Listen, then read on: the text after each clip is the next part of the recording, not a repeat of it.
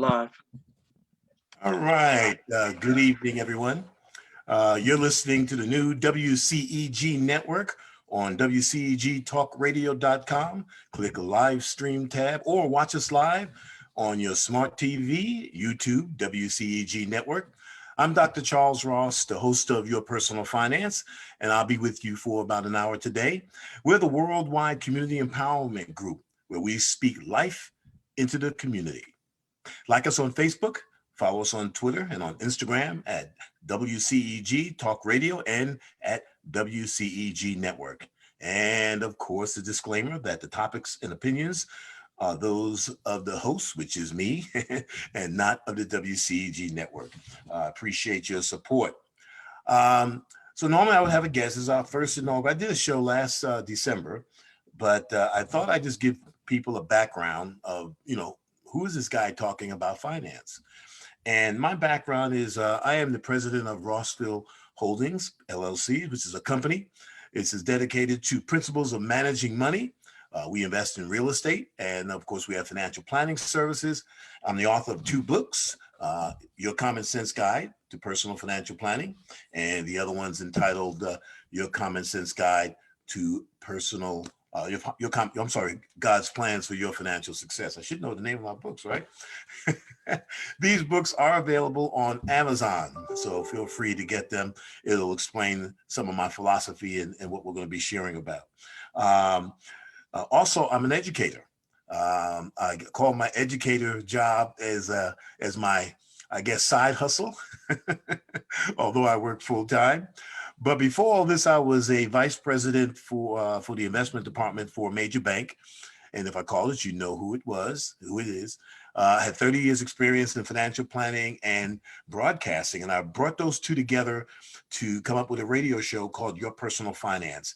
And for some 20 odd years, that show was syndicated around the country. There were little vignettes that gave little tips on personal finance. Also, I was a personal finance columnist for Upscale Magazine and also for the Atlanta Journal-Constitution here in Atlanta, Georgia. Also, the host of a 12-part series on money from PBS called Money Maze. Also did a video for Ebony and Jet Publishers called Money Power. And that's kind of what I've been doing for the last 40 years or so. I was born and raised in New York City and currently live in Atlanta, Georgia. And with my wife, Felicia, and I have 4 daughters. I'm a girl dad, as they say. So our topic for today is something that I was kind of struggling with this because I'm not a big person on resolutions and things like that. I am on goals, though. I'm always motivated by goals, things that you set out to do. But I think that the pandemic has changed that orientation. And so if we can think of financial resolutions or financial goals, the things we're going to do this year, and I've got 10 of them I want to share with you today, okay, God willing. And but one of the things I just want to caution you about is that it's been almost a year. In March, it'll be a year in the case of as an educator, where on March 13th of 2020, they shut down the school that I work with, and we went to virtual learning. And as of this date, we have not gone back into the building. We're supposed to go back on March 15th, but we'll see how that goes, because the metric they were using was basically 100 cases per 100,000. And now we're at 400 cases per 100,000. So it's just skyrocketing. I saw a report today that said that an epidemiologist said this pandemic, this COVID, is going to be with us forever. Like the flu or the cold, anything else, it's not going away. You just don't eliminate it. And if you've been following any of the reports, they've been indicating that, it's morphing, it's changing. And, one of the books I have up here is a book on genes, and what you have to, I know this ain't finance, but I just want to give you some insight, is that life finds a way. So even though we see this COVID as evil, in the scheme of life, it's just trying to survive. and it's morphing, and it's ingenious when you think about it for a second, that it's morphing, that you get a vaccine, it changes, and I don't know all the details of that, but you have to admire that a animal, a microbe is changing what it is, so that the vaccine may not work on it. So anyway, I share all that to say that just be careful out there, and make sure you're masked up, and practice social distancing. So in saying all that, because of the pandemic, I think that we have to maybe kind of cut ourselves some slack, so to speak, say, listen, we've had to, survive in our pajamas or our house clothes for the past year. Some folks are really, sequestering in place and not going out other than to get groceries and maybe gas. And that's it. And then other people, everything in between. But with that being said, there are somewhere about 40%, studies said 40% of folks establish financial resolutions. And so I think that's a good thing, but if you're one of those people that, and of course the big ones that most people do is wait, and usually finances, so we're right in track. That's why you see all these ads or Weight Watchers, and Lord knows all the other ones that they come up with to help you achieve your goals. And then of course, I'm a member of a gym, and usually in January and February, you see it, they're jammed up. And the gym that I go to, they limit the number of people in, so it's not going to be crowded. But at the same time, people, January and February, by March, you've cleared out all the people who couldn't stick to their financial resolution. And I think they said somewhere it takes like 7 or 8 weeks to get a habit instilled in you. And I believe that, wholeheartedly. I'm a biker. I have a bicycle that I ride. I just moved into my forever home with my wife, and back in September, the last house we're going to buy before we retire. And now I have a park like literally 2 minutes from me. So I have no excuse to ride over there and ride my bike. And I've been doing that, with the goal of trying to lose about, 20 pounds. So, all right, let's dig in. Okay. So one of the first things that we want to talk about is, and I know you've heard it, is setting a budget. And, that is, people talk about budgets, almost like budgeting is a dirty word. But if you keep in context that a budget is a tool to help you achieve your financial goals, I think that you'll be more inclined to understand. And I think that really helps you focus. A budget is nothing but a tool to help you achieve your financial goals. And the bottom line on a budget, friends, the bottom line on a budget is that it's supposed to help you save money. Let that sink in for a second. If your budget is not helping you save money, then it's not any good to you. And you say, Charles, what do you mean? You're supposed to look at your budget at least once a month. And I'm going to talk a little bit about, you might have to look at it a little bit sooner than that. But let's say you look at your budget once a month. You have your budget, and then you have your actual. So you have what you said you was going to spend, and then what you actually spend. And then the hope is that every month you look at your budget and say, okay, I spent more money. I budgeted $100 for eating out, and I spent $150. What happened? And then you could go back through the detail and look at that and say, okay, here's what messed up. I had some friends coming from out of town, and I went out to eat a little bit more. So it's supposed to help you make some decisions to help you spend less money than you're currently doing. Okay, let that sink in. Well, hope you. So you look at every category and make sure that and probably in the next couple of sessions, we'll maybe go a little bit deeper into budgeting to help people understand that. So if you're spending less than you bring it in, then the rest go in savings. And then one of your budget categories should be savings. So a budget is a tool to help you achieve your goals, but the bottom line is that it's supposed to help you save money. Now, I just said that you should look at your budget once a month. My suggestion is that you should look at your budget at least maybe And we'll talk about that in a little while, at least on a weekly basis. And there are so many tools. There is no excuse now for anybody to not be able to budget, because there's so many apps you can use on your phone, which I'm not a big fan of that, but if that helps you, then that's fine. There's so many apps that you can use on your computer. The one, that I like is Quicken. And it's easy to use. You can download it. It's not very expensive, and also has a feature where you can have the the things that you have on the Quicken on your computer, you can have on your phone. And so the great thing about that program is that you can download the transactions from your bank, and then you go through and categorize and put them to your budget. And if you do that, then looking at your budget, spending 5 or 10 minutes a week, maybe on the weekends or whenever you're off, to say, okay, how am I doing? Because if you wait till a month and you're spending more money in a category, you might be way over budget. But if that week you see that, hey, I spent more money in eating out, then I'll say, okay, next week I'm bringing my lunch or whatever, and make some adjustments. So spending 5 minutes to 10 minutes a week, I think you'll be in the top 20% of people that do that. If you recall, I used to, when I did this, because I've been doing this for a long time. I've been doing this for like 40 years, 30, 40 years, which right there sounds like a lot. But we used to talk to people about, balancing their checkbook.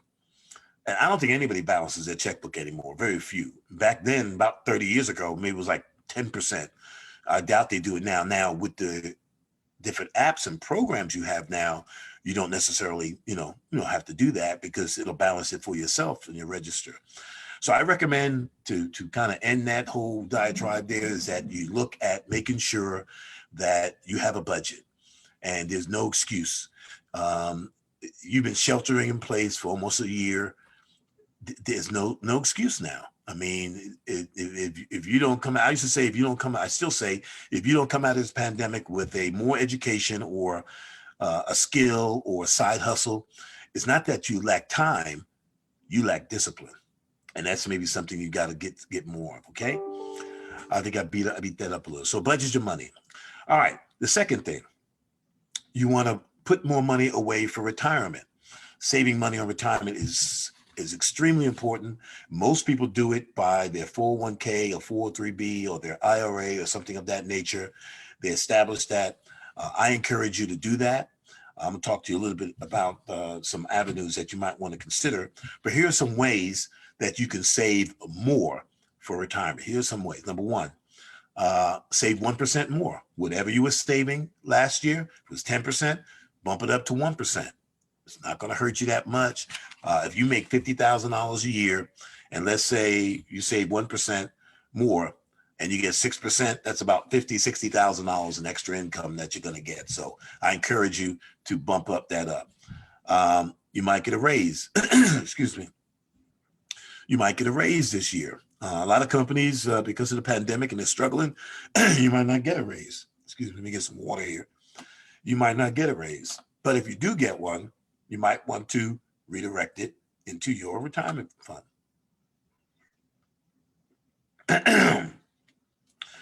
your tax refund that you get. You might want to, instead of saying, I'm going to go buy me a new car. I've been driving around because sometimes I have to go out a couple of days out of the week for work. And I see so many new car tags where, they bought a car. So that stimulus money, a lot of people, I'm assuming, are using some of that stimulus money to buy a new car. And if that's what you need a car, then fine. But you should think about perhaps putting that money into your retirement plan. And that stimulus money that's coming, okay? So if you've already got it, you might want to earmark that to your retirement fund. Any windfalls that you may get, you sell a car, some money comes out of anywhere, you hit the lottery, whatever, direct that money into your retirement fund.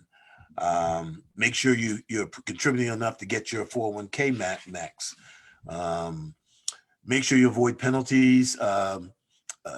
Maybe you might want to, looking at your budget, you might want to eliminate an expense that you say, you know what? I've got these little expenses that come out. It could be subscriptions or something like that. And you say, I'm not using that anymore. Let me get rid of that. It's only $10, $15 a month, but that's money that you can have in your pocket. Now, having said about, saving money for retirement, let's talk about the reality. Now, I've been doing this for 30, 40 years, and and it's very rare for me to meet somebody that has retired just on their 401k money.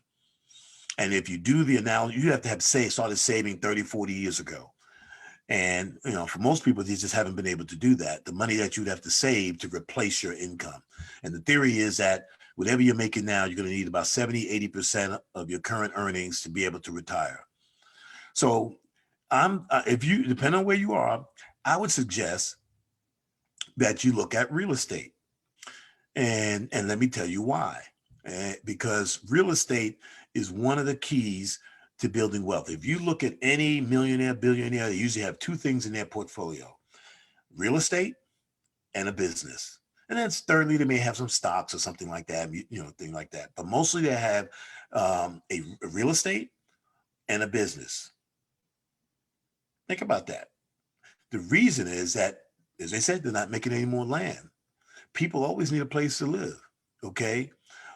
And as a real estate investor, let me tell you what my strategy is, and you take it for what it's worth.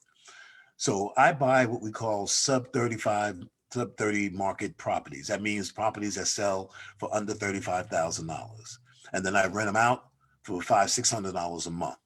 Now let's do the math on that. I wrote all this down so you can understand it. So let's say a $30,000 property. I found a bank that will lend. Normally they ask for 20%, but they'll lend on 15%. In other words, on $30,000, all you have to do is put 15% down, which is $4,500, and then they'll lend you the rest. So on a $30,000 property, a mortgage be about $25,000, $26,000. You're looking at $250 a month as your payment. Okay, follow with me. And I wish I had a chalkboard or something, but let's follow me if you want. Write this down. So I rent it out for $600. My mortgage is $250. The difference between those two is $350, right? So now you say, well, how much am I going to need for retirement? Well, let's give an example. Let's say you'll need $50,000. Okay. So your net is $350. You can multiply that by 12. That's $4,200 a year in net income from that one rental property.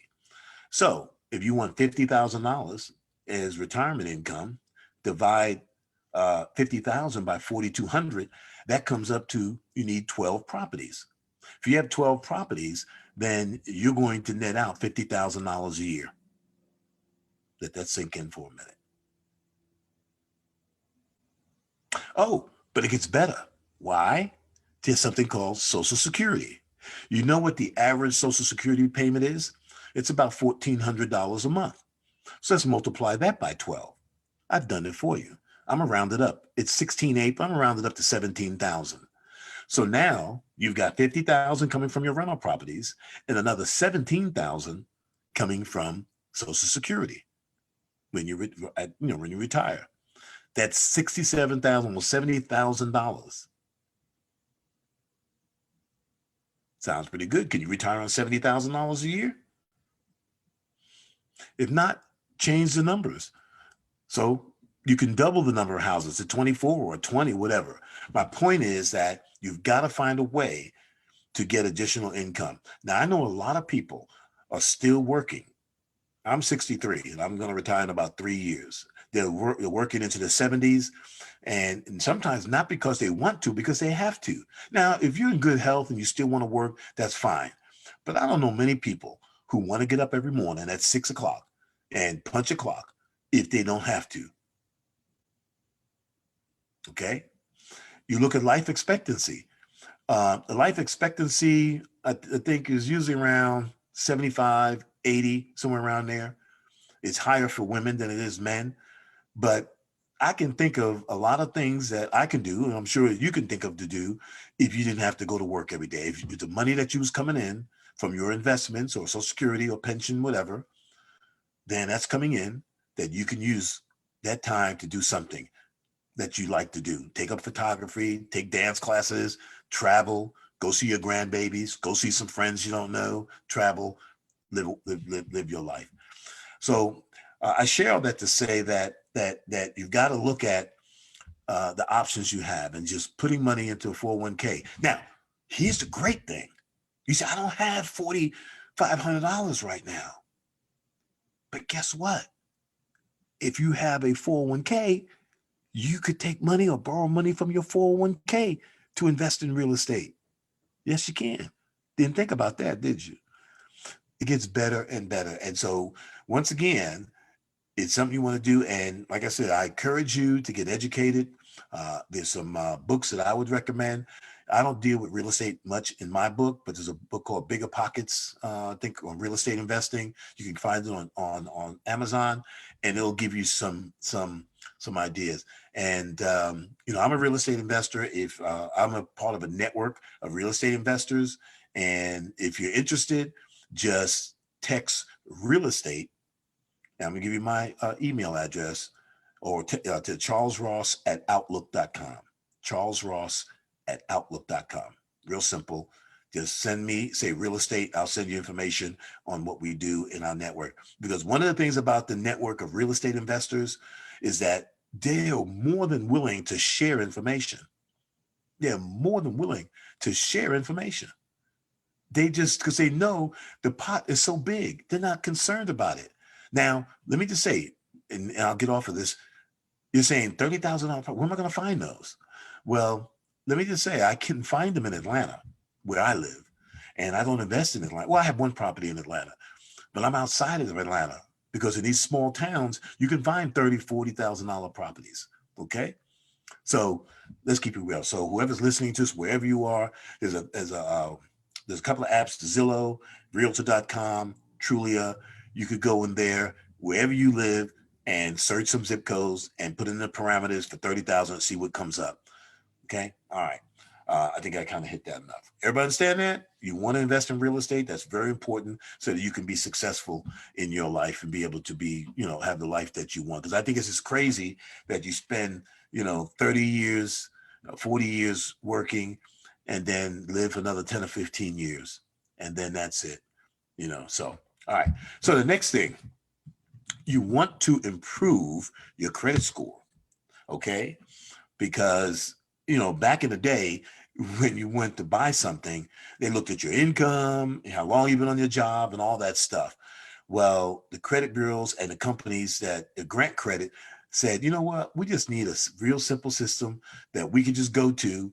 Other things we're going to look at, but I want to see how this person has been managing their money, and their credit score, whether you like it or not, is an indication of how well you've been managing your money. Now, I realize stuff happens where your credit score may not be representative of where you are now, but your credit score changes literally every month around the first of the month, where all the where all the creditors share their information with the credit bureau, and your credit score can change literally every month.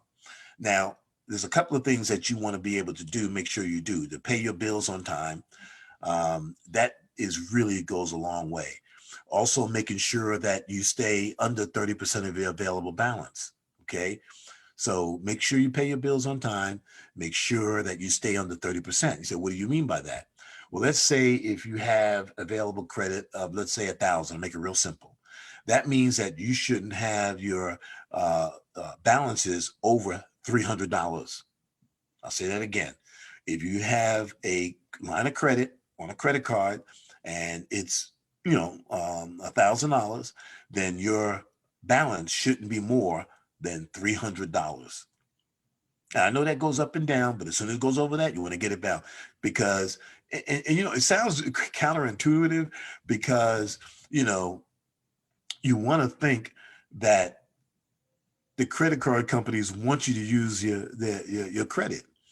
But remember, if you go back in time and how credit cards were started, they were started for rich folks who didn't want to carry cash around. So they had this credit card that they could, use it to charge things, and then they paid it off every month. Okay. That started with American Express. And then, of course, now you had revolving like Visa and MasterCard and so forth. So remember, they were started that way. They weren't designed for folks, the middle class. They were designed for rich folks, so they didn't have to carry cash around. So you got to use it for the purposes intended. So if you're using it, because I like using the credit cards, because especially if you're going traveling and stuff like that, hotels and stuff, they'll car rental companies, they'll say, okay, I'm gonna charge your bill is let's say $1,000, but we're gonna hold 1,300. You don't want to do that on a debit card. So credit cards are good. Plus, it's a natural grievance, because if something goes wrong with a product or service, you can dispute it through your credit card company, and you don't have to worry about tying up your bank account. So I like credit cards for that. But remember, keep those balances under 30% or less. And you'll be surprised when you pay off your credit cards. Guess what? You're going to get a lot of emails or things in the mail, direct mail or whatever, trying to encourage you to get in another card or to increase, okay, your balances. And that's happened to me. They say, hey, guess what? You're eligible to increase your available credit, or your credit limit $1,000 more, because I've been very dutiful in paying it off. So that's something to think about. Also, you want to think about we have a program with the financial planning services I provide, where your rent, if you're renting, to get credit for your renting. Okay, and we'll talk a little bit about that, perhaps at the end of the program. Let me see any other notes I have here. So, improving your credit, pay your bills on time, keep your line of your available balance, your balances under 30% of available balances, and I think that's going to go a long way to improving your credit. Okay, the next thing, number 4, pay your bills on time. Okay, that sounds like something that is common, but sometimes people say there's nothing common sometimes about common sense. So I encourage you to pay your bills on time. Come up with a system.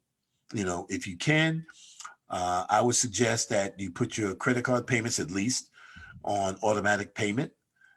Your mortgage, other things that impact your credit, put those on automatic payment. Now, once you do that, you got to make sure you keep available balance for those things. I like to have bills so that they're paid on the 1st and the 15th, or the 15th and the 30th. But if you can't do that, just make sure you keep enough money in your bank account so you can pay those bills, on time through automatic draft. That way you don't have to worry about missing it. And don't worry about, do I have to pay my electric bill, my gas bill, my water bill, my car payment? Put those things on automatic pilot. I would suggest you do that. And, to help you with that, I would say, have 2 separate checking accounts. One checking account is for all these automatic payments, so you always know they have money in there. And then another account where you use for your regular spending stuff. When you have to, buy gas, go grocery shopping, those kind of things. And then you keep a certain amount in your bill paying checking account, so to make sure that you always have enough to pay the bills that are coming up, that's coming down the pike. Okay. You want to avoid those late payment fees too. That'll kill you, And it used to be that, companies can't just charge anything. Every year there's a percentage that they can go up. I think the highest that they can charge right now is $28 or $29. And believe me, most of them do. They go right up to the limit to get those things, to get those late payment fees. And that can mess you up with your credit report as well.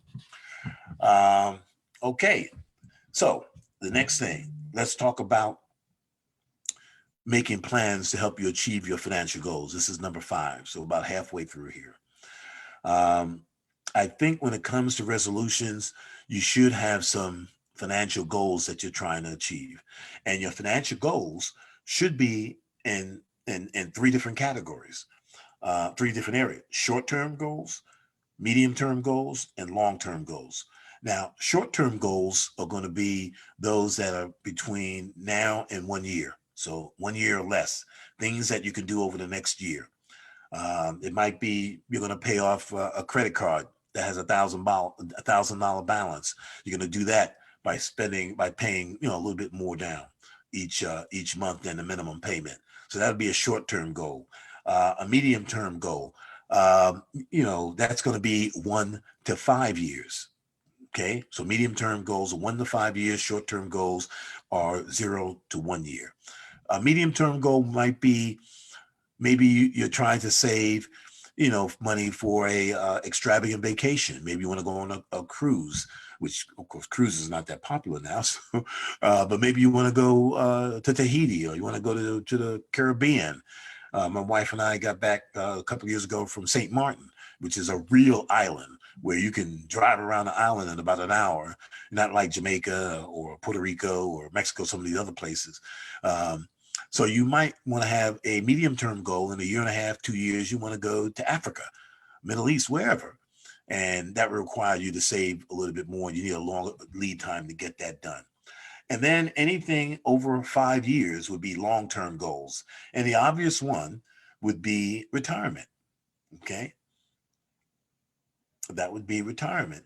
And so that would be a long-term goal.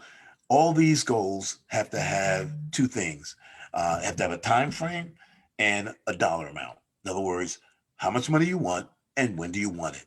If you don't have a time frame and a dollar amount, it's what I call wishful thinking. You just, oh, I like to go to Tahiti, but I don't know how much I need, and I don't know when I want to go. So time frame, dollar amount. If you have those two things, then you have the tools to help you achieve your financial goals. That makes sense? Okay. All right. So short-term goals are those goals that are done in a year, 0 to 1 year. Medium-term goals, 1 year to 5 years, and long-term goals are those goals that you're going to achieve in over 5 years. Typically, you're looking at retirement goals. So that's something to think about.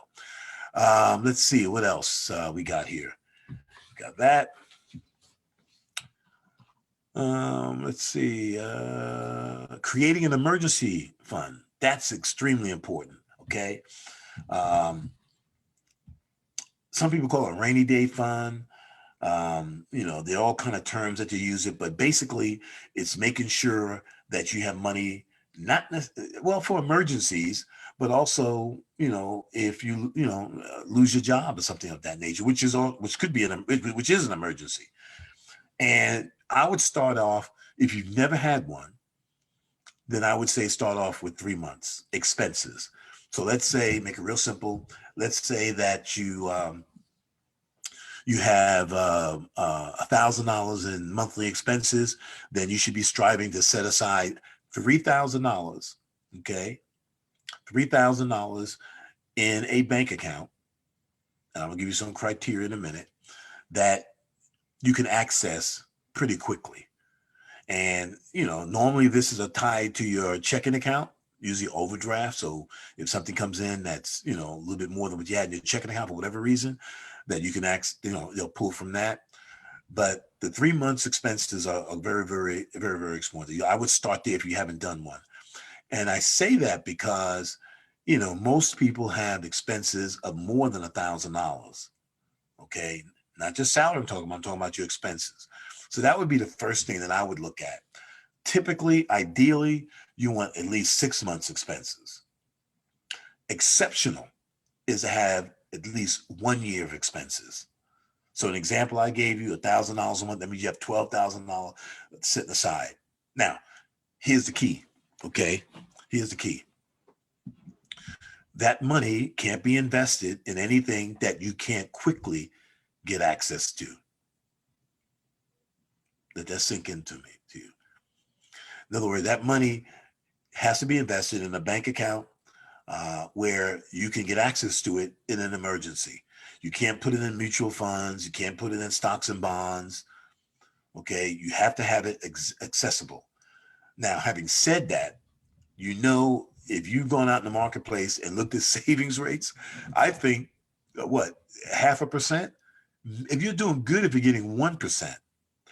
But remember, the goal with this savings account, this emergency cash reserve, is that you want to be able to be accessible.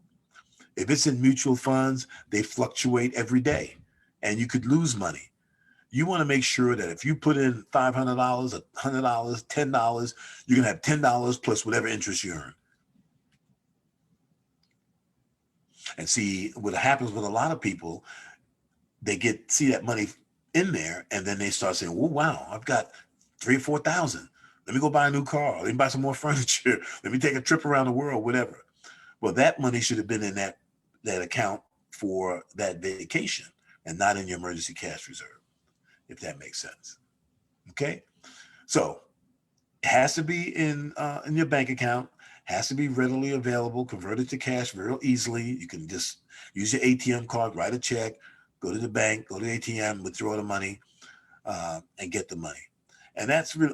And friends, I understand that's hard, because if that money starts piling up, and if you've never had that much money in the account, the temptation is to use it for things that you wanted, not things that you need. Remember, need is things like food, shelter, clothing, that kind of stuff.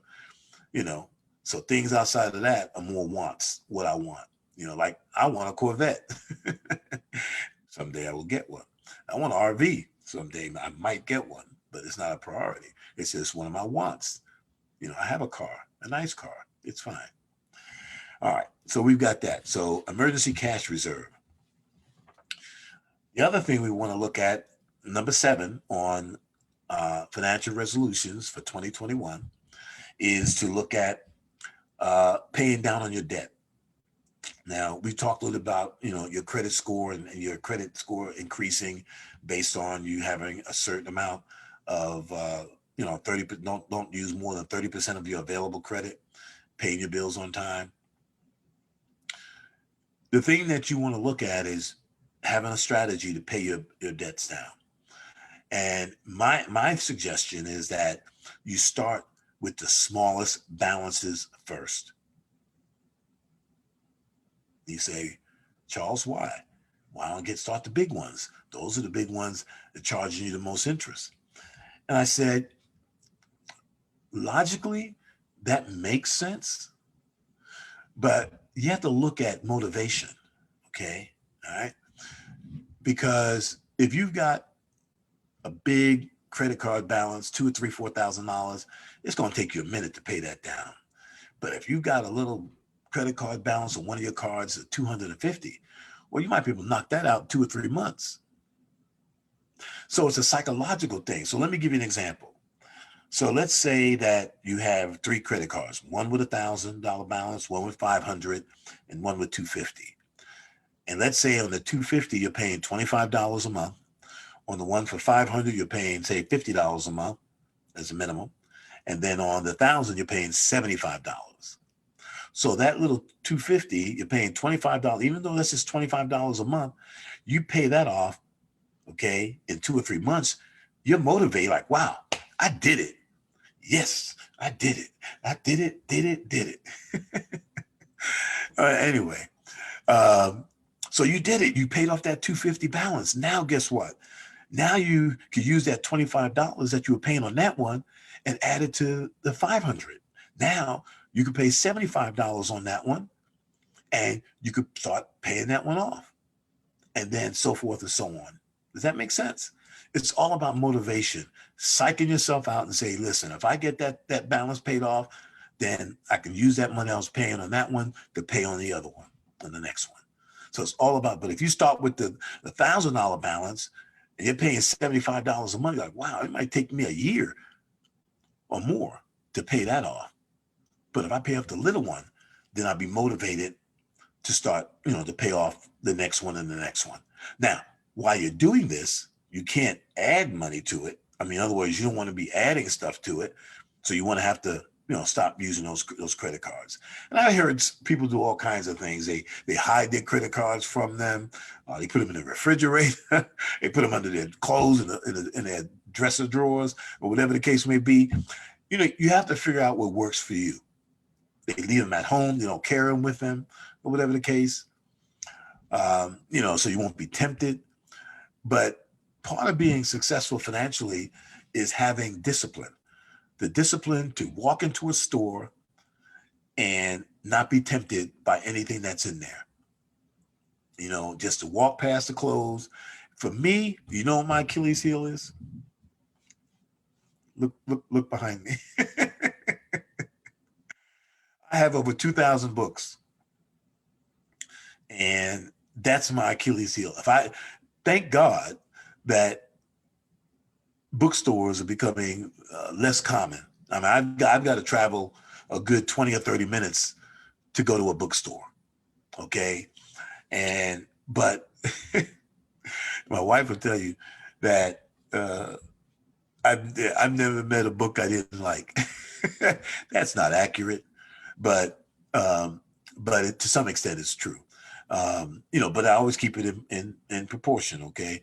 And I'm using, but anyway, so you got to find out. My point in sharing that is that you got to find out what your weakness is. Is it clothes, shoes, what jewelry, whatever. You've got to find out the things that you spend money on that is your Achilles heel, that you just see it. Is it food? You like to go out to restaurants and things like that. I mean, what is it that, has your number? And books have my number. That's the one thing. But, I have actually two libraries in my house, believe me. And, and I don't have all my books up yet. I've got to buy some more bookcases. Anyway, I just digress. Okay. So pay down that debt. Okay, start with the smallest balances first and then work your way up. All right, almost getting through here. We're got 3 more things to cover here. Think meaningfully about your insurance. And one of the things, I don't watch a whole lot of TV, but when I do watch, I see all these commercials for a car, Geico, Progressive, Allstate, Liberty, State Farm. And there's a reason for that, because people are changing they see they can save some money, they'll go out there and do it. Now, in this day and age, you go on the web and compare policies and stuff like that.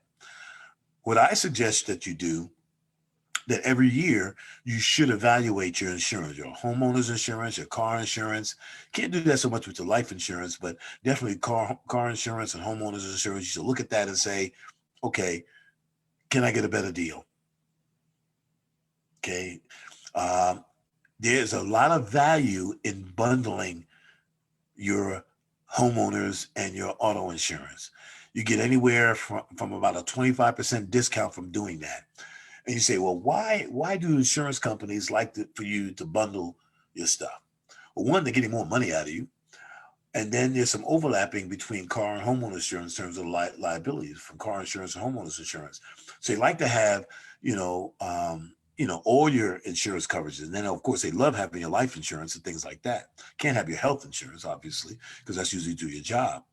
But so I would encourage you to price it out. There's all kind of mechanisms you can do that. I know most of the insurance companies allow you to go on, especially companies like Geico and Progressive, where, those are sold primarily online and over the phone, that you might want to just see if you can get a better deal and just price it out. You just never know, because insurance companies change their rates all the time, and you never know when you'll get a better deal somewhere else. And also put your insurance agent on notice that, listen, every year I'm going to be looking back and say, have I got all my discounts, with service, you're providing for me, and those kinds of things. So now let's talk about, life insurance. When it comes to life insurance, my philosophy is real simple. Determine how much you need and buy all you need. Your screen hasn't frozen. I'm just saying, stopping for effect. Determine how much you need and then buy all you need. And you say, what do you mean by that? Well, let's say, if you're a young person, and young to me is anybody under 40. I'm 63, so anybody under 40 is young. You're probably starting a family. And that's when your need for life insurance is so great, because you're starting a family. If something was happening to you or your significant other, what's going to happen to the kids? When I was raising my daughters, I had $1 million of life insurance. And you say, wow, that's a lot. Yeah, but think about it. I was making real good money, 6 figures then. And think about it. If something happened to you, how are you going to take care of your kids? How are they going to make ends meet? How are they going to finish college? And to even go a step further, I had that $1 million would go to a trust, an irrevocable trust. And not real quickly, how it works is that the $1 million would go into the trust. I had an administrator over the trust, which was my sister, and then they would administer the directions of the trust. And you say, well, why would you have the money in the trust and not go directly to your children? Well, my children were minors, okay, under the age of 16. In the state of Georgia, you have to be at least, I think 16, over 16 is when you become, out of being a minor. But the point is that a minor can't receive money. They say, Charles, why not? Because they're not going to give you $1 million in cash. The money's going to go into a bank account. And so a bank account is a contract, right? Minors can't sign contracts.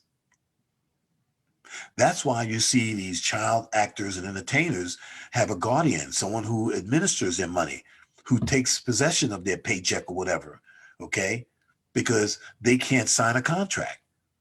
And so the money, they're in trust for the money. So the money would go into the trust, and then the trust had directions about how the money was going to be spent. So for example, let's say, make it real simple. Let's say that I passed away when my kids were growing up, and let's say all my kids were 16, were minors. Then the trust had instructions that where they could, get money for their regular expenses, take care of their household expenses, take care of their food, their daily, day-to-day expenses. Then at certain points, they would get, a windfall. So let's say at 18, they would be able to get money for college or to help them with any type of, college education needs or training, and then at say 23 or 24, they get another lump sum. They graduated from college, and now they may need to buy a house or get settled in a new job or something of that nature. And on and on and on, until maybe 30 or 35 when the trust, monies have been disseminated. And you say, why would you do that? Well, you would do that because if you gave $1 million to an 18-year-old, guess what they're going to do? Well, they're going to buy a car. They might buy a Lear jet. I mean, they're going to buy all kind of crazy stuff. Take their friends on vacations. They're going to blow the money. So you give them an opportunity to do right, but also to understand that they are, teenagers and minors, that you want to make sure that they have money for the long haul. So back to my original premise: determine how much you need and buy all you need, especially if you're under 40. And normally that comes down to term insurance. And so more. So let's recap. If you're looking at comparing insurance, you get, if you're under 40, then you get term, okay? If you're over 40, you look at universal life, okay? Cash value, value, or variable universal life. Everybody good with that? Okay, all right. So we're wrapping things up a little bit here. Let's see what we got. My other notes. It's number 8. Okay, number 9. Let me put that aside for a minute. Every so often you should audit your finances, and I would say at the beginning of the year or the end of the year, whatever one you want, the case is a good time to do that. And what I mean by that, you have a budget, right? But you should have a balance sheet, where you are able to, look at, how much you own, your assets, and then, what your liabilities are. Okay. And so you want to make sure that you have a balance sheet, which most corporations do. So I would say at the end of the year or beginning of the year, you want to do a balance sheet, and you can get these on the web. If you email me at charlesross@outlook.com, I'll send you one. And this balance sheet lists all the things that you own, all your assets, your house, your car, your cash in your accounts, your business, any of these things. It adds up everything that you own, your 401k, retirement accounts, all the things that you own, then subtracts out the things that you owe, okay? Your liabilities. And at the end of it is your net worth. Your net worth is a better indication of what kind of money manager you've been than how much you make. And you say, Charles, what do you mean by that? Oftentimes, you hear of these celebrities, and they'll say so-and-so LeBron is worth 100 million. His net worth is on. That's, to me, it's kind of misleading because, net worth is really, as I said, your assets minus your liabilities. And think about it. You think folks know what LeBron's liabilities are? So to me, they should be calling it the gross net worth. Media is just very confusing because they don't know what his you don't know how much he's bought his house for and that kind of thing. So your net worth is a better indication of what kind of money manager you've been, because it tells you what has come in, in your household, what you've been able to hang on to as an asset and not necessarily a liability. That makes sense? And so if you track that from year to year, you'll be able to see how hopefully your net worth is growing. Because the reality is that if you were to sell everything that you own and pay off all your debts, that's what you would have to live on. Let that sink in for a minute. So audit your finances, every year to look at where you are so you can make some adjustments to, where you're spending money. And the last thing, and then I'm going to talk about some other things if we have time. We got about 5 minutes left. Is have a money day. A day every, once a week. I alluded to this earlier, but have a money day where you look at your finances, where you look at, where you are, what's going on, what bills coming up. If you're using any of these services like, Quicken or any of the other budget management services, then you can look at where you are every day. One day a week, pay your bills, you look at your checking account, your savings, just, have a file where you keep all that stuff in. All right. So now we only got a few minutes. I just want to do some miscellaneous stuff, some ways that you can cut some money. Okay. Let's talk about the big thing right now that's going on in the media is streaming services. We're under a contract right now with a provider, and when that contract is up, we might get the basic cable. I meant to do this before and I just didn't get to it, is get basic, cable, from any of the cable providers, and then select some of the services that I want for the program. So for example, let me see here. Netflix is one that I want. Amazon Prime Video, Disney, HBO. Now they have HBO, well, not HBO, HBO Max. Those are some of what we call the on-demand services. In other words, you get something by selecting something to watch, a movie, a TV show, whatever. Now, the live streaming services are the ones like Hulu and YouTube, Sling, things like that. So what you might want to look at is and if you haven't done this, if your contract is under contract, because I don't look at, we have 500-600 channels on cable, on most of these cable stations, and you may look at 10 of them. Okay, you can't look up some of all that stuff. So that might be, and now folks are paying over $100, $200 a month for this stuff.